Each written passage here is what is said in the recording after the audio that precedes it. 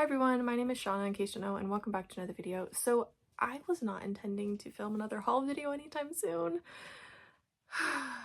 But then I found out that one of the Barnes & Nobles near me was turned into an outlet store. So my mom got the tea on this because I didn't fully understand what this meant. Like, it seemed like maybe they were going out of business with that location or something, but no, it's just an outlet store. They will be getting new products and merchandise and stuff, and books, of course, but they're gonna be there pretty much permanently. Permanently is a relative word for the mall that it is specifically at in Portland. It is at the Lloyd Center Mall, and the Lloyd Center Mall has been having a lot of problems.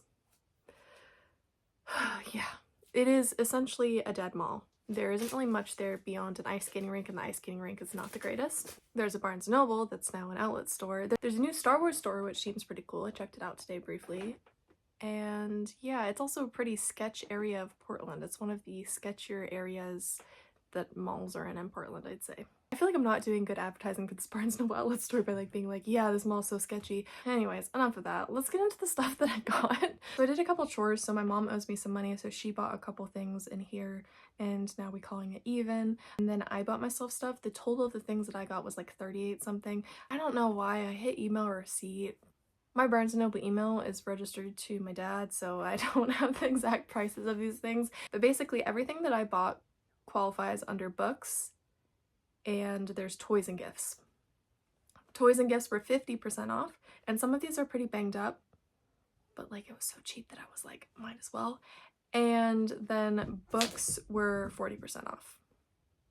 But then I have the Barnes & Noble membership, as I said, so I got an additional discount there, and I have a $5 reward to use the next time I shop at Barnes & Noble. I am gonna do the non-book items first, I think. Non-book items. I'm doing the ones that aren't books first. They're all related to books, pretty much. Starting off with a Funko, this was 75% off. The original price was $11.99. You can do the math if you're really curious. I got Siri from The Witcher. I may take her out of the box because this box is pretty banged up, honestly, but also I have a Funko wall and I need to build another Funko wall somewhere in my room because I have too many Funkos that my Funko wall has been full for a while. But when I put it on a wall, like, you won't see the back, so you won't see that it's damaged. But yeah, Siri is one of my favorites from The Witcher. I really like Jaskier the most though, but they didn't have any Funkos for him there. Yeah, they kept reducing the price. Cheap, $5. Cheap, $3. Did I pay more than $3 for this? Because if I did, this said $3. Oh well, it's fine. I didn't pay very much for this. Okay, now another one that the box is pretty banged up, but I have a plan to take this one out of the box, so it doesn't really matter. I'll take it out of the box later. So I'll just show you what it looks like in the box. So this is the Magical Minis. And this was originally $19.99 and it is 75% off. Let's see what is under here with this sticker. Cheap $10. Okay, I definitely saved a lot if that's the only other sticker on here. There was one with a box that wasn't banged up, but it didn't have the 75% off sticker on it, and I was like, I don't want to just get 40% off if I can get 75% off the same item. So here's what they look like. I almost didn't get this, but you know what? Screw it. This is the type of stuff that I wish I had when I was a kid, so I am going to live out my childhood dreams by buying this. And then there's a couple bookmarks. So this one is a My Hero Academia one. This was $1, so this wasn't part of the like toys and gifts 40% off thing. There you go. It's obviously the arc with Night Eye, and yeah, you can sort of see Aerie on the top there. I don't really use these type of bookmarks because so I like bookmarks that are completely flat, and also with my OCD tells me I have to use one bookmark, and then if I switch bookmarks I'll get in a reading slump. I don't know what's up with that. I don't know why my OCD does that. But yeah, I've been using one bookmark consistently for the past 5 years. And it's not even a bookmark, it's a sticker that I haven't taken off the sheet. Then this is a set of 5 bookmarks. It was also $1. These ones I'm more likely to use because they are flat. Okay, so they're in this little sleeve thingy. So I'll throw this away. And we have the different houses. So there's just Hogwarts, Gryffindor, Slytherin, Hufflepuff. I like that that's black and not yellow. I really like that. And Ravenclaw. And the final item that I got that isn't a book is a wand.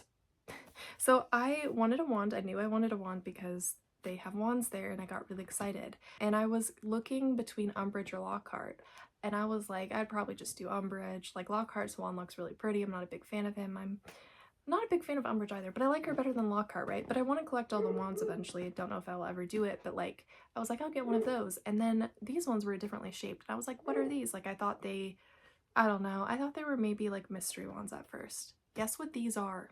They are the wands from the first couple of Harry Potter films. The wand designs change after the first couple films. And I obviously got Ron's. I was trying to debate between who to do. I cosplay specifically first year and second year Hermione. So like I could have done Hermione and probably should have, but I was excited that you have the break in here. So we're gonna pull this out. This comes in the Ollivander's box. Also, I'm so sorry if you hear my dog barking.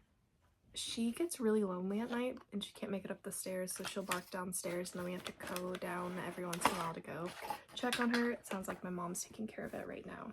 So Ron's comes in a green Ollivander's box. I'm not sure if the other characters come in different colors. This is just showing that it's official Noble Collection. When I buy my wands, I only like getting them if they're officially licensed through Noble Collection, through Warner Bros, or through theme parks, because I'm very picky about the paint and the quality of the wands. Here he is in all his glory. You know, I like the feel of this one. It feels slightly heavier than a lot of the other ones that I have, but I really like this one. I also feel like realistically in the Wizarding world, the vast majority of wands would be this plain little style, but I also think that there is a charm to the other wands, and I do think that realistically when you're talking about a big budget movie that they're going to sell merchandise for, it makes sense to have them look really big and fancy, but I do like the charm of the first films. Let me put this back really quick and then we'll get started on the books, which might be why most of you are here. Oh, also the wand was $39.95. I believe this might be a little more expensive than the normal wands, but the normal wands, I say normal ones, the wands that you can see a like sneak peek of what the wand looks like through a little like viewing box when you get them, those ones I believe are cheaper than the ones with the Ollivander's box. Also, I miss when I went to Universal for the first time and got a wand for $29.99. That was the good days before inflation. Now onto the books. There was a lot that I wanted there, but there's also like not as many ones that I desperately wanted as I thought. Which doesn't make any sense because I feel like I just contradicted myself what I was saying there. I mean, like, the books that I went with the intent of hoping to find they didn't have, but then they had a lot of books that were on my radar and books I really wanted. I'm actually going to start off with one that like wasn't on my radar really at all, at least I don't think, but I really liked the Cami Garcia Teen Titans graphic novels, and I found one and it's part of DC graphic novels for young adults, so it's not part of the same series, but it's DC and it's part of the like same imprint, I guess, and so I wanted to give it a try. This is I Am Not Starfire. It's by Mariko Tamaki and the art is by Yoshi Yoshitani. I'm gonna read the back of all of these, so let's read the back really quick. 17-year-old Mandy, daughter of Starfire, is not like her mother. Starfire is gorgeous, tall, sparkly, and a hero, and Mandy is not a sparkly superhero. Mandy has no powers. She's a kid who dyes her hair black and hates everyone but her best friend Lincoln. To Starfire, who is from another planet, Mandy seems like an alien, like some distant, angry, light years away moon. And ever since she walked out on her SAT, which her mom doesn't know about, Mandy has been even more distant lately. Everyone thinks Mandy needs to go to college and become whoever you become at college, but Mandy has other plans, or she did, until she gets partnered with a girl she intensely denies liking but definitely likes a lot, Claire, for a school project. When someone from Starfire's past arrives, Mandy must make a choice, give up before the battle has even begun, or step into the unknown and risk everything to save her mom. It's sapphic! It's sapphic! Oh my god, I'm so excited for this one. And this one was $16.99, but it was 40% off. Another 40% off. This one was $13.99. This is Delicious Monsters. This is by Liselle Sambury. Cover caught my eye and I was like, I think I've heard of this one, so I looked on Goodreads and it was on my want to read shelf. So I decided to pick it up. Back reads, Daisy sees dead people. Something impossible to forget in bustling ghost pack Toronto. She usually manages to deal with her unwanted ability, but she's completely unprepared to be dumped by her boyfriend. So when her mother inherits a secluded mansion in northern Ontario where she spent her childhood summers, Daisy jumps at the chance to escape. But the house is nothing like Daisy expects, and she begins to realize that her experience with the supernatural might be no match for her mother's secrets, nor what lurks within these walls. A decade later, Brittany is desperate to get out from under the thumb of her abusive mother. A best-selling author who claims her stay at Miracle Mansion allowed her to see the error of her ways. But Brittany knows that's nothing but a sham. She decides the new season of her popular haunted web series will uncover what happened to a young black girl in the mansion 10 years prior and finally expose her mother's lies. But as she gets more wrapped up in the investigation, she'll have to decide if she can only bring one story to light, which one matters most, Daisy's or her own. As Brittany investigates the mansion in the present, Daisy's story runs parallel in the past, both timelines propelling the girls to face the most dangerous monsters of all, those who hide in plain sight. So this one sounds pretty creepy. It sounds like potentially horror, and sounds like there's going to be like a mystery aspect in there, which I think is really interesting. That's not what I thought this would be about, but I think that this one's going to be really, really good. And then one that I picked up because of the authors, so this is Rhett and Link's book, The Lost Causes of Bleak Creek. This was $18, but it was 40% off. It's 1992 in Bleak Creek, North Carolina, a sleepy place with all the trappings of an ordinary southern town. 2 Baptist churches, silent judgments disguised behind friendly smiles, and an unquenchable appetite for pork products. But beneath the town's facade, Bleak Creek teens live in constant fear of being sent to the Whitewood School, a local reformatory with a reputation for putting unruly youths back on the straight and narrow. A record so impeccable that almost everyone is willing to ignore the suspicious deaths that have occurred there over the past decade. At first, high school freshmen Rex McClendon and Leif Nelson believe what they've been told, that the students' strange demises were all tragic accidents.